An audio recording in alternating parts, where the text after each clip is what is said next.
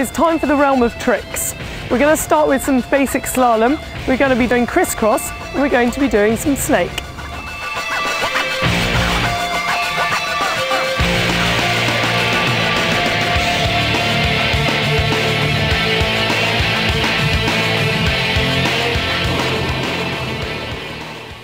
We're going to start with the snake. With the snake, it's a bit like doing one parallel turn after another, except for two things. One, we always keep the same foot in front. And secondly, it's right in front. It's not just to the side, it is directly in front of the other foot. When we're going into the cones, you want to keep most of your weight on your back foot. Your back foot is where your weight is, and your front foot is the feeler foot that is going to be working its way through the cones, guiding your way. For crisscross, you want to approach the cones with your feet slightly apart. I recommend going around the first cones with your feet apart.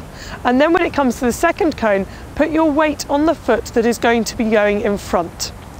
Once you're halfway over the cone, you want to bring your weight back onto the back foot in order to separate your feet again. And then go round the next cone and start again.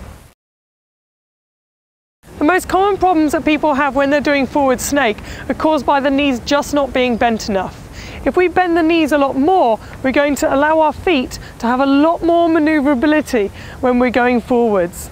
Also, make sure that you do have one foot in front of the other in line and that your weight is far back on that back foot. If you have your weight too far forwards, you're going to find that you're not manoeuvrable like you need to be. The front foot needs to be free of most of your weight so that it can really feel its way through the cones.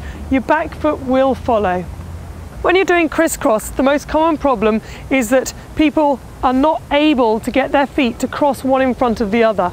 Make sure that you have the front foot fully in front of the back foot, or else the feet are going to collide and they're not going to cross in front of each other.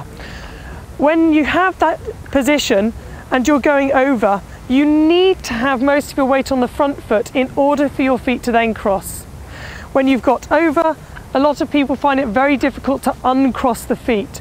In order to uncross the feet and get out of this awkward position, you need to put your weight onto your back foot in order for your feet to free up and separate over the cone.